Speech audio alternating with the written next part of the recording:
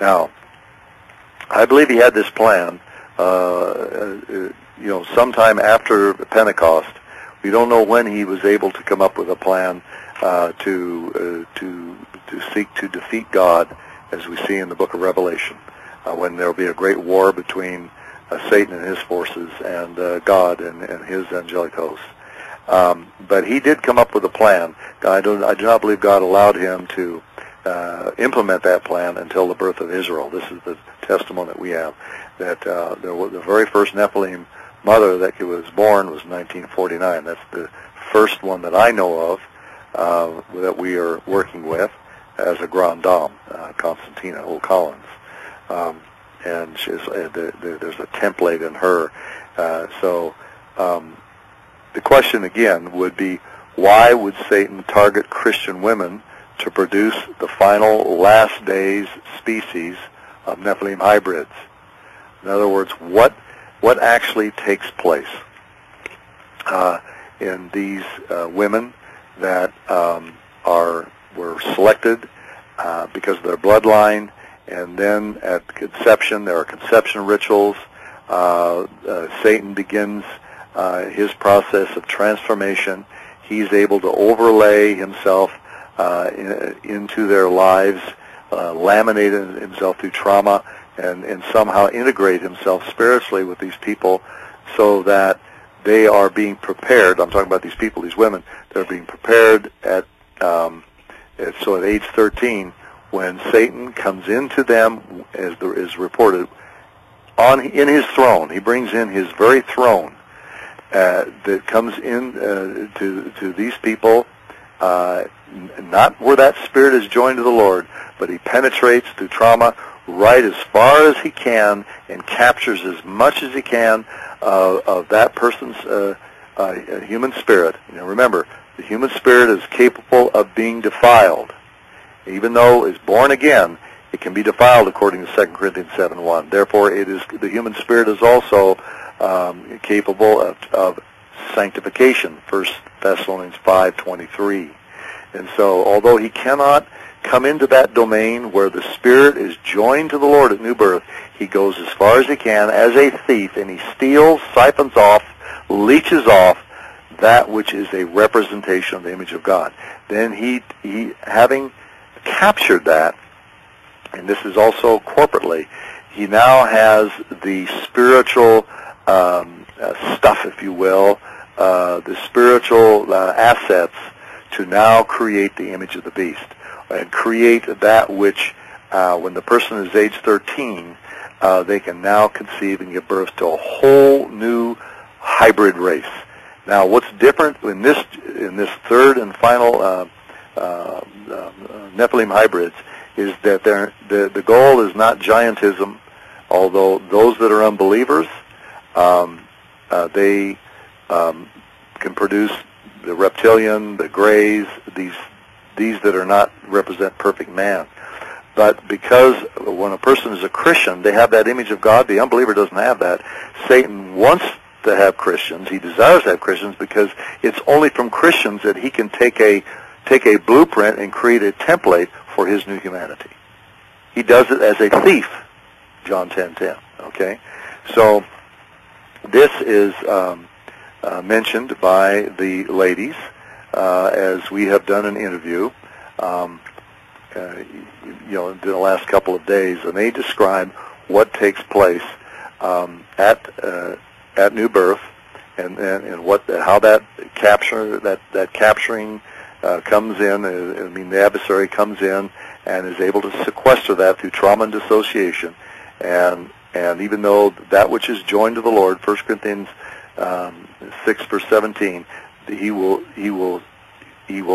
sequester aspects of the human spirit to create a false trinity, Revelation 16, I think verse 13, so the human spirit is now interfaced with that which represents the black trinity, and then at age 13, Satan has a position in place through trauma and through conditioning, through generational sin, at the conception, to come in and produce a unique kind of hybrid that will also represent the image of the beast, as we see in Revelation 13, verses 14 to 15, where man will actually create an image of the beast, and that image will appear as a superior specimen of mankind than anything that's in existence today.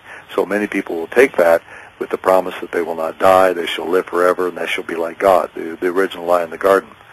So what I would like to do, if we could just move into the second phase of, or I should say the second part of this interview, where we discuss this message that I just gave, which I gave to the ladies, and when we were together a couple days ago, then I wanted them to respond and describe what happened to them when they conceived at age 13 to produce a hybrid offspring. Now, sometimes there's a little noise in the background because of the microphone. I'm passing it from person to person, so you will hear that from time to time, and I couldn't avoid that. But you'll be able to hear this.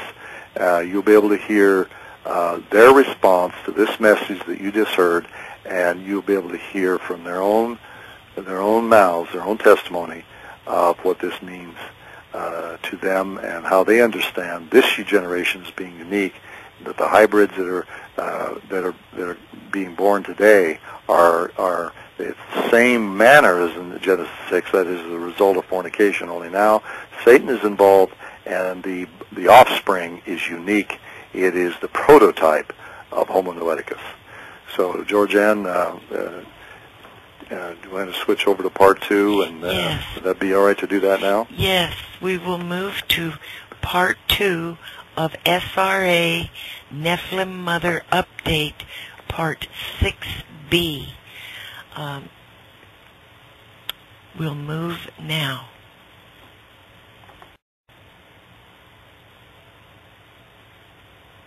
Hello everybody, this is Georgianne Hughes, and this is The Bite Show, and we're very blessed to have Douglas Riggs with us.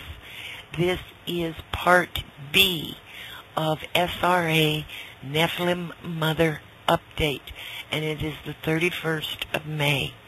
Okay, Douglas, you can get started. Okay, this is, as I mentioned at the close of the part A of this update, that I gave this message to the saints as we gathered together earlier this week, and wanted them to have an opportunity to give us, from their own experience, when they heard this message, how does this line up with what they've experienced as Christians, why they were targeted as Christians to be Nephilim mothers.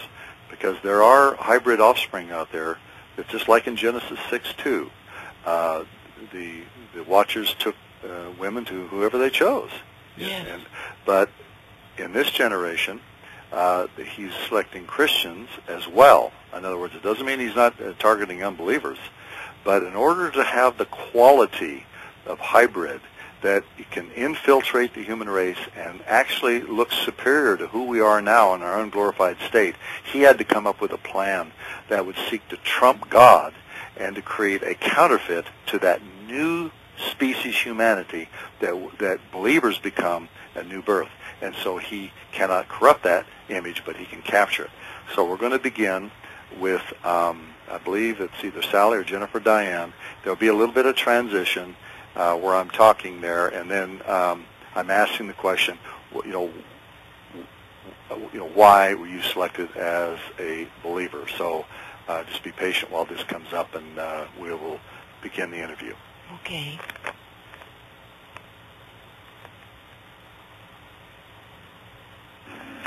You have described that at new birth there's something that happens that the human spirit is more elastic, and with an unbeliever, Satan can do this because it would kill them, whereas in Genesis 6 they didn't die, to produce hybrids there. But to create the kind of hybrid that he is creating now requires him to capture something that involves the new birth process, as we looked at. Can you just give us your take, and then anyone? I know Sally and I have discussed this in the past, and I can't remember if we've talked about this with some of you others, but could you just comment on that, so you understand?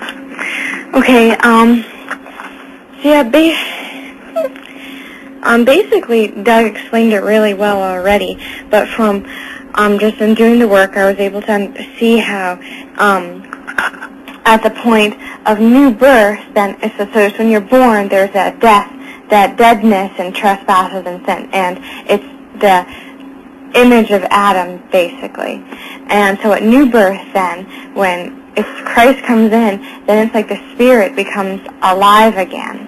And so, in order for Satan to create his counterfeit and his challenge to who Jesus Christ is, then he wants to have the, quote, perfect Nephilim that it's his challenge, essentially. And so, it's not so much that that someone who's not a Christian would necessarily die if they just wouldn't have a perfect Nephilim. They can't, because there isn't that image of God that Satan can tap into, and it's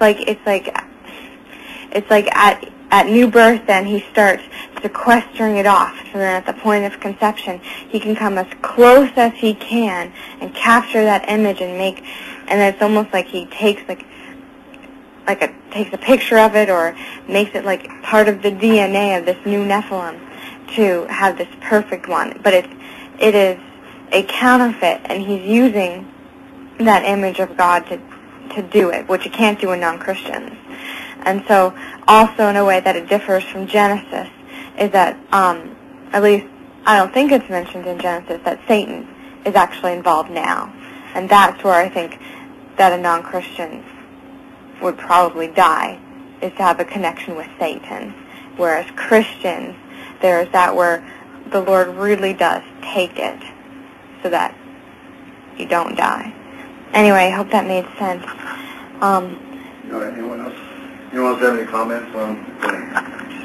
I would concur with what Jennifer Diane said. This is Sally, and I would just add that we began this work in 1990 and began very early on in the early 90s, saw that I came to know Jesus Christ at age, at a very, very, very young age, and it's almost as if the cult precipitated it and sealed it at age 2, and then began to see that part of that reason was because of the image. Everything is centered around the image. As man is created in the image of God, therefore Satan can only steal what God has done. And so he wanted to produce his new man and his perfect man. And so as the new birth comes in, as was already explained theologically, then after the new birth, then that is dissociated, and it is, in a sense, it is pulled out to where the person has no memory of even being a Christian at such an early age. And then Satan's new man is built upon that, homo noeticus. And it is an Adam-Kadmon. In me, it was an Adam-Kadmon type structure, so that there is that perfect new man of Satan and his corporate way. And the only way that he could do that is basing that, anchoring that on a Christian, because we are related to one another in a corporate manner, and there were scriptures in Corinthians, that were members of one another. Many, many scriptures that support that. So, in order to become, Satan's network, then he links and bases it on not only the image of God, but also comes in and wants to provide that network, so that we're corporately related in a satanic oneness, in a satanic union. And so it's as if he overlays or undermines that which God has done. So, there are scriptures also about the image of the beast. Well, he takes God's image, and then, in a sense, he has stolen that from Christians, and